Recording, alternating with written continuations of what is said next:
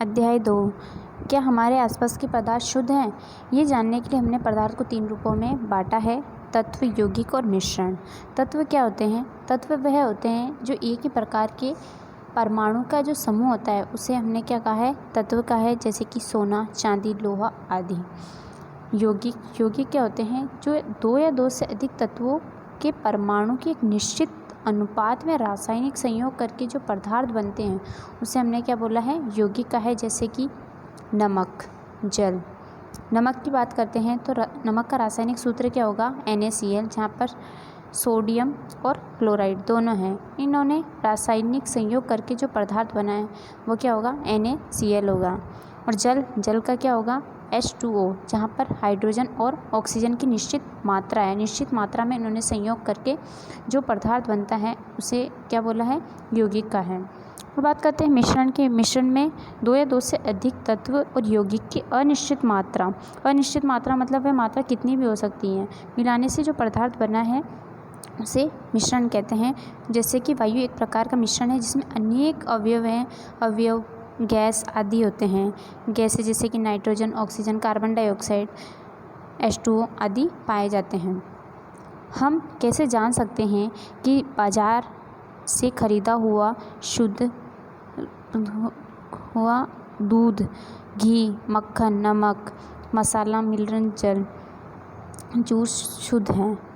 क्या आपने कभी इन खाने वाले पदार्थों के डिब्बे के ऊपर लिखे शुद्ध शब्द का ध्यान दिया है? एक साधारण व्यक्ति के लिए शुद्ध का अर्थ है कि पदार्थ में कोई मिलावट नहीं है, लेकिन वैज्ञानिकों के लिए ये वस्तुएं विभिन्न पदार्थों के मिश्रण है मतलब यहाँ पे अनेक तत्व और यौगिक दोनों पाए जा रहे हैं जिनकी अनिश्चित मात्रा है, अतः वह शुद्ध नहीं है। उदाहरण के लिए दूध, जल, वसा, प्रोटीन आदि का मिश्रण है। अब एक वैज्ञानिक किसी पदार्थ को शुद्ध कहता है तो इसका तात्पर्य है कि उसमें पदार्थ में मौजूद सभी कण क्या हैं? रासायनिक प्रकृति में क्या है? समान है। एक शुद्ध पदार्थ एक ही प्रकार के कणों से मिलकर बना होता है। जब हम अपने चारों ओर देखते हैं तो पाते हैं कि सभी पदार्थ 2 या 2 से अधिक शुद्ध अवयवों से मिलकर बने होते हैं। उसे हमने क्या कहा है? मिश्रण। उदाहरण के लिए समुद्र का जल, खनिज, मिट्टी आदि, इनके अंदर क्या होते हैं? अनेक प्रकार के क्या पाए जा सकते हैं? अवयव पाए जा सकते हैं, इसलिए इसे हमने क्या बोला है? मिश्रण कहा है। मिश्रण क्या है? मिश्रण एक या एक से अधिक शुद्ध तत्वों और यौगिकों के मिलने से बना होता है। हम जानते हैं कि जल में घुले हुए सोडियम क्लोराइड किसे कहेंगे अपन? सोडियम क्लोराइड का अर्थ होता है कि नमक का सूत्र क्या होता है? NaCl होता है। को वाष्पीकरण अर्थात कि वाष्पित करना। जैसे कि वाष्पीकरण क्या हो सकता है कि जब एक नमक है और पानी में नमक घुला है, उसको हमने हाई टेम्परेचर पे जब वो गर्म होता है, गर्म होने के बाद में वो पानी तो वाष्पित हो जाता है और बच क्या जाता है? नमक बच जाता है। या आसवन विधि द्वारा जल से पृथक किया जा सकता है। यद्यपि सोडियम क्लोराइड अपने आप में एक शुद्ध पदार्थ है और इसे भौतिक विधि के द्वारा इसके रासायनिक अवयवों से पृथक नहीं किया जा सकता। इसी प्रकार चीनी क्या है? एक पदार्थ है क्योंकि एक ही प्रकार का शुद्ध अवयव रखता है, इसका यौगिक समान रहता है। पेय पदार्थ और मिट्टी में एक समान कण नहीं होते हैं। शुद्ध पदार्थ किसी भी स्रोत से प्राप्त हो सकते हैं। हमें स्रोत मतलब हम जहाँ से किसी वस्तु को प्राप्त कर सकते हैं। इसके अभिलाक्षणिक गुण क्या होंगे? एक समान होते हैं। इस प्रकार हम कह सकते हैं कि मिश्रण एक से अधिक शुद्ध पदार्थ होते हैं। मिश्रण के प्रकार अवयवों की प्रकृति के अनुसार विभिन्न प्रकार के मिश्रण का निर्माण होता है। इस तरह मिश्रण के कई प्रकार होते हैं, इसलिए हमने इसको किससे समझाया है? क्रियाकलाप से। कक्षा को 4 समूह में बांटा है, अ, ब, स, द में बांटा है। एक बीकर में 50 ml जल और 1 चम्मच कॉपर सल्फेट चूर्ण को समूह अ को दिया। बीकर के अंदर कितना दिया? 50 ml तो जल दे दिया और 1 चम्मच कॉपर सल्फेट का चूर्ण दिया, समूह अ को दिया। समूह ब को एक बीकर में 50 ml जल दिया और 2 चम्मच कॉपर सल्फेट चूर्ण। समूह अ का तो अपन कितना दे रहे थे, 1 चम्मच कॉपर सल्फेट, लेकिन अगर हम बात करते हैं समूह ब की तो उसके अंदर जल की मात्रा तो समान है 50 ml ही, लेकिन जो कॉपर सल्फेट है उसके 2 चम्मच उसमें चूर्ण दिए। कॉपर सल्फेट और पोटेशियम परमैंगनेट या साधारण नमक समूह स और द को देते हैं।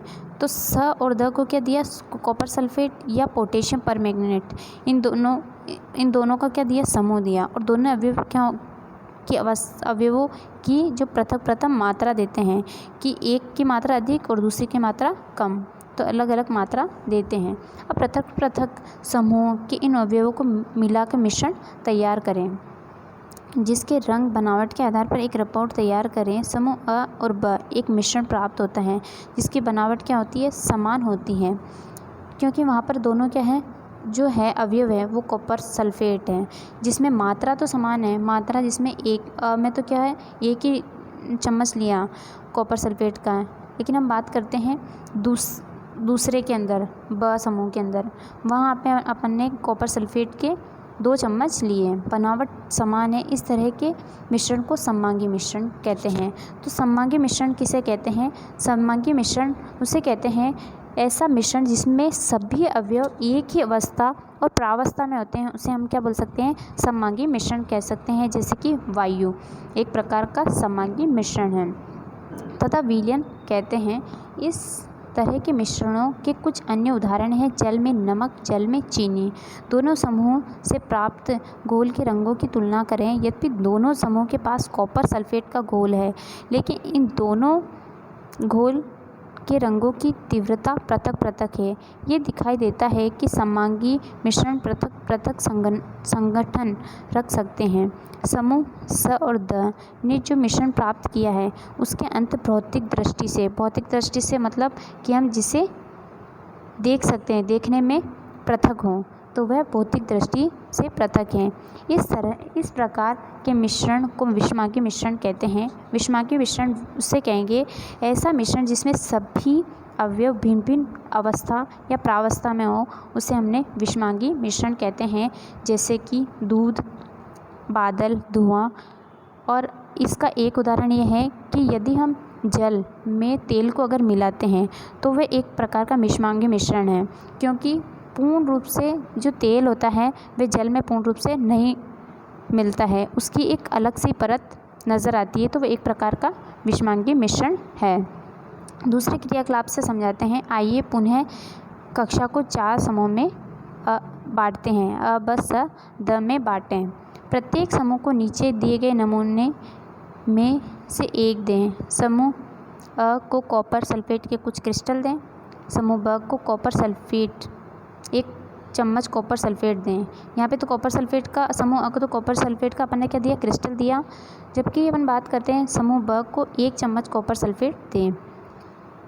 समूह स को चौक का चूर्ण या लोहे का आटा दिया। समूह द को दूध या शाही की कुछ बूंदें दें। छात्रों को कांच की छड़ की सहायता से इनको मिलाने के लिए कहते हैं। अब टॉर्च से प्रकाश की किरण को बीकर पर डालें और इसको सामने से देखें। क्या प्रकाश की किरण का मार्ग दिखाई देता है? अब मिश्रण को कुछ समय तक शांत छोड़ दें। इस बीच मिश्रण छानने वाले उपकरण को तैयार कर लें। क्या मिश्रण स्थिर है? कुछ समय के बाद जो भारी कण होंगे वो तो क्या होंगे, नीचे बैठ जाते हैं। मिश्रण को छान लें। क्या छानक पात्र पर कुछ शेष बचा है? कक्षा में परिमाणों पर चर्चा कर इस क्रिया पर एक मत बनाने का प्रयत्न करें। समूह अ और ब क्या है, विलयन प्राप्त होता है। और अगर बात करते हैं एक समूह स की, तो वह है निलंबन मतलब वहाँ पर क्या दिखाई दे रहे हैं, छोटे छोटे कण दिखाई देते हैं। द एक कोलाइडी विलयन है, ऐसे कण जहाँ पर वह दिखाई नहीं देते हैं, जिसे हम देख नहीं सकते हैं।